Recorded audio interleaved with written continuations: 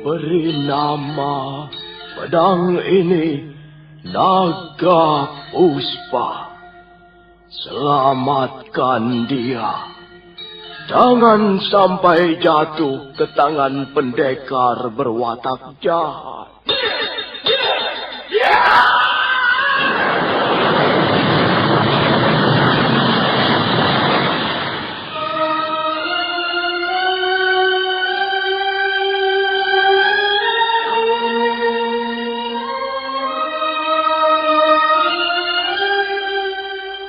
Tutur Tinula.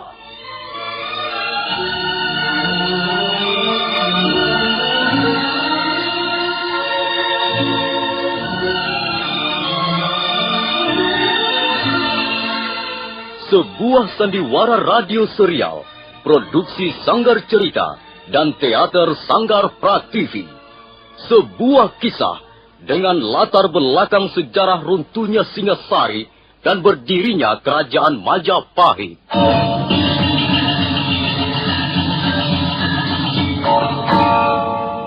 Sandiwara ini didukung oleh pemain-pemain radio yang sudah ternama. Ferry Fadli, Ivone Rose, dan Eli Ermawati.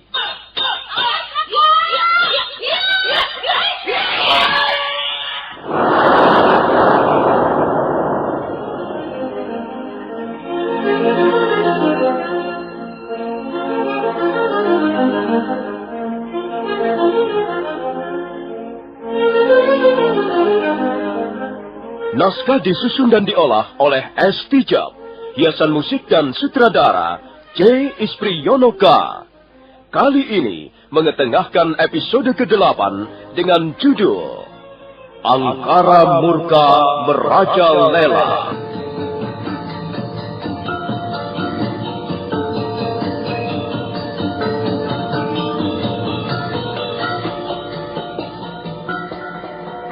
Dalam seri ke-236 ini didukung oleh para pemain Peter Pan sebagai Banyak Kabuk, Ivone Rose sebagai Sakawuni, Ferry Fadli sebagai Arya Kamandanu, Lukman Tambosi sebagai Empu Tong Bajil, Billy sebagai prajurit, Yoko sebagai Empu Renteng, Margaret sebagai Dewi Sambi, Wenda sebagai orang Majapahit, dan Asdi Suhastra pembawa cerita.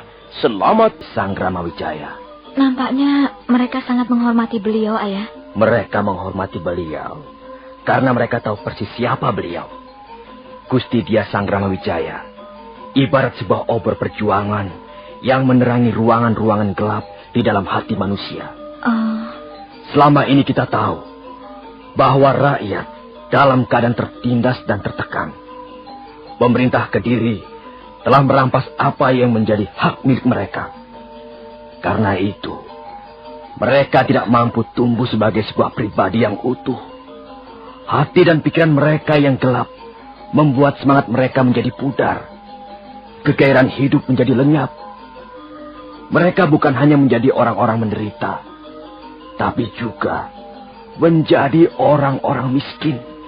Miskin jiwa.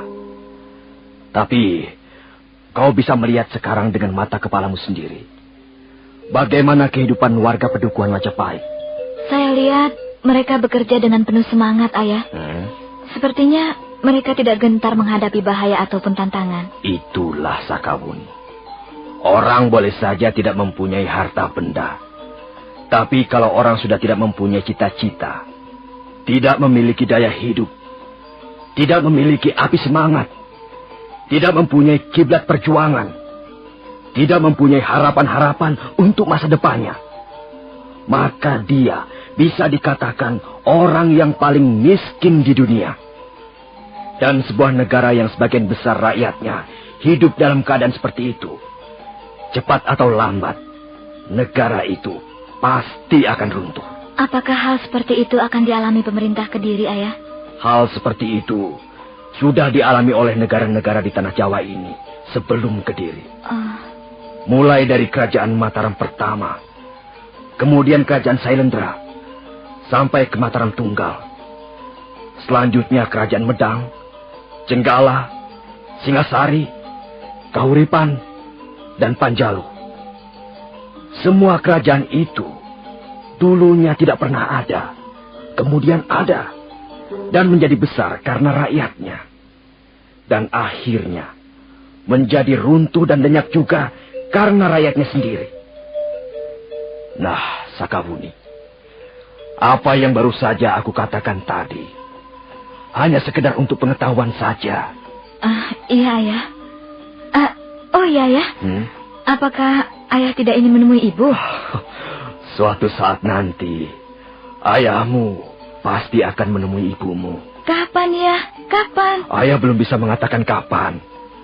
Ayah hanya mengatakan bahwa suatu saat nanti, ayah pasti akan menemui ibumu. Ya, ayah harus minta maaf atas dosa-dosa ayah di masa lalu.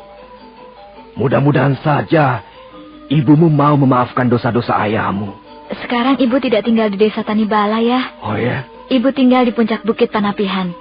Kalau suatu saat nanti Ayah ingin menemui Ibu, saya bersedia mengantarkan Ayah. Oh, iya. Mudah-mudahan saja saat itu segera tiba, Wuni. Tentu akan sangat menyenangkan sekali kalau kita bisa bersama-sama. Iya. Saya mau keluar dulu sebentar, Saya ingin menemui Arya Kamandanu. Kau rupanya sudah mengenalnya dengan baik. Kami memang sudah pernah bertemu beberapa kali sebelumnya ya. Kami sudah menjalin persahabatan. Aku pergi dulu ya. Ya. Pergilah. Hati-hati, Sakawuni.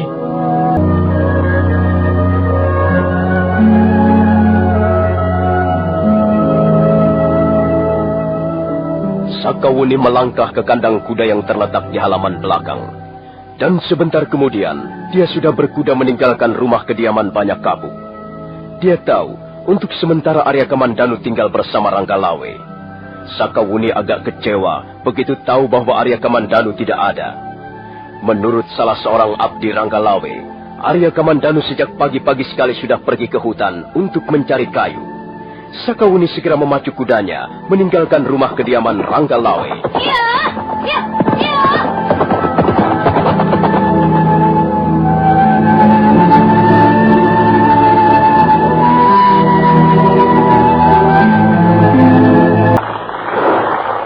Wah, rajin sekali kau, Kamandanu. Oh, kau Sakawuni? Kau terlalu sibuk menebang kayu, sehingga kau tidak mendengar kehadiranku. Ya, aku masih harus menebang kurang lebih 20 pohon lagi. Untuk apa kayu-kayu hutan ini? Ya, kau tentu tahu nih. Aku tidak mungkin seterusnya menumpang di rumah Kakang Ranggalawe. Aku bermaksud membangun rumahku sendiri. Oh, ya. Jadi kau ingin membangun sebuah rumah. Kau tidak boleh lupa menyediakan ruangan tidur untuk istrimu. Ya, memang suatu saat nanti aku ingin membawa Mesin, Ayuwandira dan Panji Ketawang ke Majapahit. Rasanya tempat ini semakin nyaman untuk dihuni. Rumah-rumah semakin banyak dan penduduknya semakin padat. Kukira tidak sampai 1 tahun desa Majapahit ini sudah akan menjadi sebuah desa yang paling ramai. Kau juga bermaksud tinggal di sini? Mengapa tidak? Aku harus menemani ayahku. Bagaimana dengan ibumu? Ya, aku akan mencari kesempatan untuk pergi ke puncak bukit Panapihan. Aku harus bisa membujuk ibu agar mau tinggal bersama ayah di Majapahit. Aku akan sangat merasa bahagia kalau kami bisa tinggal bersama-sama. Sekarang kau pasti tahu bahwa sebenarnya ayahmu adalah seorang laki-laki yang baik. Kamandanu, setiap orang tentu saja harus mau memperbaiki kekeliruannya. Kulihat semua laki-laki di sini rata-rata baik. Mereka mau berjuang. Itulah yang penting. Iya. Mereka rata-rata sudah berkeluarga. Kakang Ranggalawe mempunyai keluarga di Tuban. Paman Nambi keluarganya tinggal di Lamajang. Rekian Demung dan Gajah Biru juga mempunyai keluarga. Tapi sekarang ini mereka terpaksa belum bisa berkumpul dengan keluarganya. Mereka masih harus berjuang. Kukira aku pun tidak segera bisa membawa Mesin ke Majapahit. Suasananya masih belum memungkinkan. Kamandanu, aku membawa air bersih. Apakah kau tidak merasa haus? Terima kasih, Wuni. Aku memang belum minum sejak tadi. Kalau begitu, minumlah. Terima kasih. Segar sekali rasanya. Terima kasih, Wuni. Iya. Apakah kau mau bekerja sampai sore hari, Kamandanu? Tidak. Aku harus pulang sebelum tengah hari nanti. Bukankah kita semua harus menghadap Gusti Sanggramawijaya sore nanti? Oh, apakah ada pertemuan penting lagi? Ya. Gusti Sanggramawijaya ingin membicarakan lagi masalah pagar batu. Gusti Sanggramawijaya ingin membuat pagar batu yang mengelilingi rumah kediaman beliau. Awas, Sakawuni. Jangan berdiri di situ. Aku akan merobohkan pohon ini.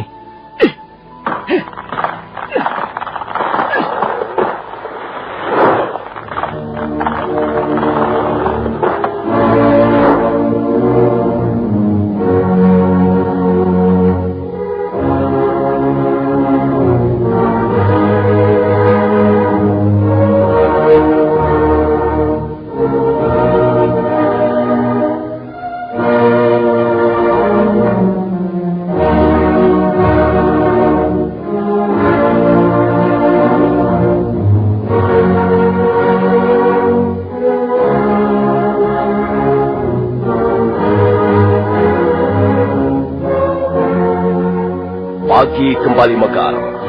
Matahari seolah-olah muncul dari permukaan Kali Brantas. Stupa yang terletak di puncak Candi Sorabana dan Candi Tigawangi mulai terang. Mendadak suasana pagi yang masih sunyi itu dikejutkan oleh derap seekor kuda yang dipacu kencang. Seorang prajurit Kediri duduk di atas punggung hewan itu. Dia terus mencambuk dan mencambuk kudanya supaya berlari lebih kencang.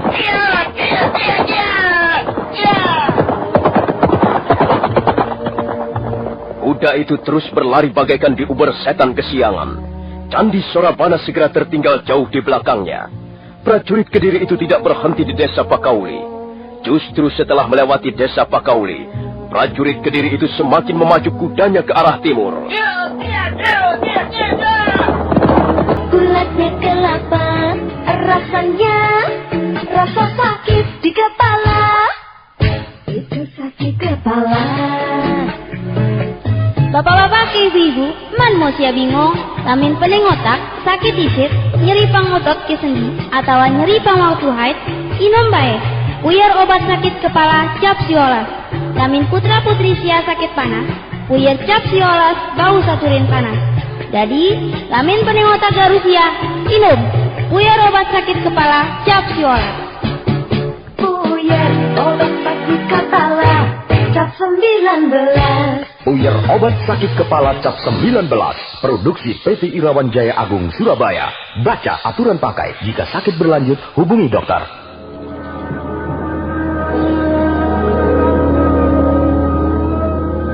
Tak lama kemudian, prajurit Kediri itu sudah memasuki halaman rumah kediaman Empu Tong Bajil. Dia segera menempatkan kudanya di dekat pagar sebelum kemudian melompat ke arah serambi depan. Ada apa, prajurit? Mengapa kau tergopoh-gopoh datang kemari? Ampun, tuanku. Ada yang hendak hamba laporkan pada tuanku Bajil. Katakan saja. Laporkan secara jelas dan terperinci. Kemarin, hamba berkuda menyusuri sungai Banyumenep sampai ke bagian hulu.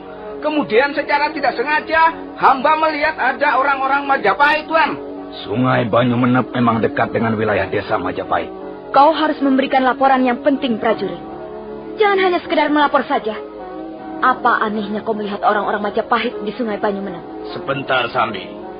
Maaf, Kakang Bajil. Prajurit ini baru saja memulai laporannya. Mungkin saja laporan itu belum sampai ke hal-hal yang penting. Nah, teruskan dulu laporanmu, prajurit.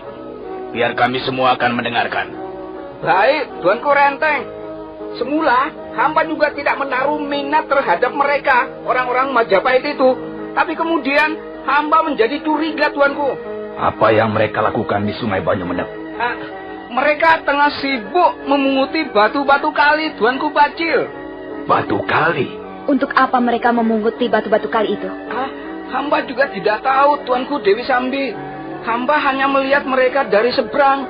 Mereka nampak sibuk sekali memunguti batu-batu kali, memasukkannya ke dalam kantong-kantong, kemudian menaikkannya ke atas kuda. Hampir seharian hamba duduk di seberang sungai Banyumenep, dan mereka terus saja memunguti batu-batu kali.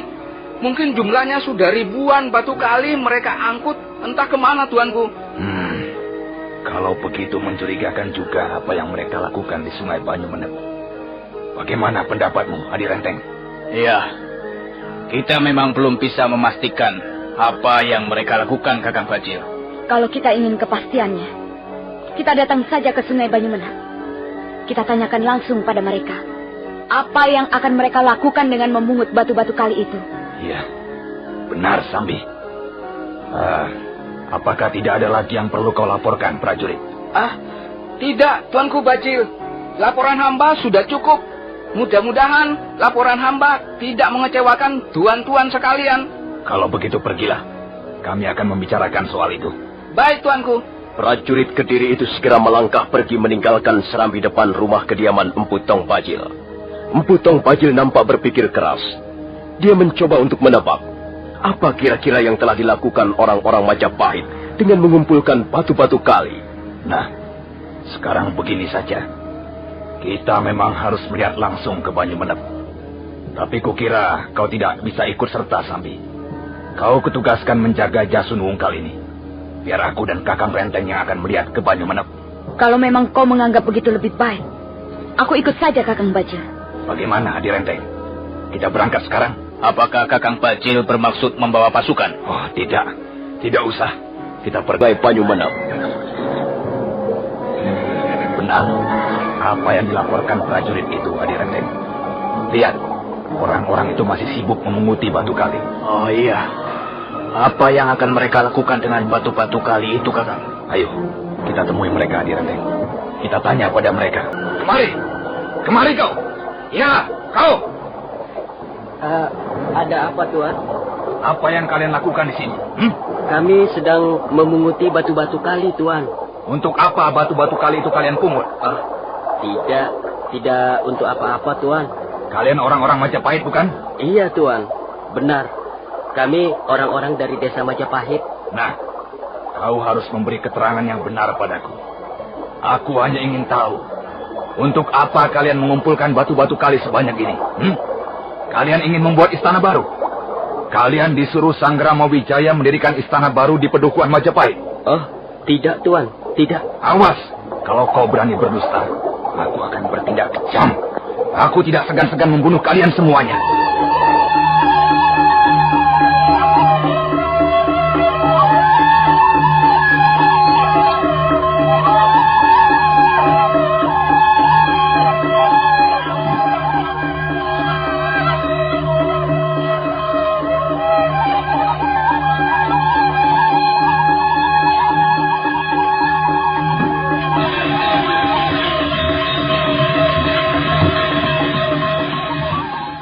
Empu Bajil kelihatan sangat gusar. Orang Majapahit itu menjadi mengkeret ketakutan. Wajahnya pucat dan tubuhnya menggigil. Empu Bajil terus menatap wajah orang itu dengan dingin. Kemudian pendekar dari lereng Tengger itu merabat tongkat pencabut roh yang terselip di pinggangnya.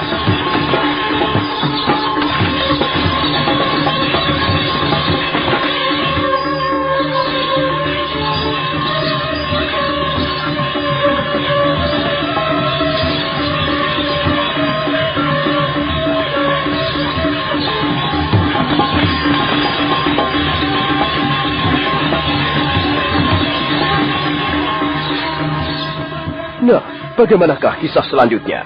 Apakah Empu Bajil akhirnya akan memperoleh keterangan yang memuaskan tentang orang-orang Majapahit yang mengumpulkan batu-batu kali? Dan untuk apa sebenarnya batu-batu kali itu? Saudara pendengar, silakan menunggu seri berikutnya. Sampai jumpa.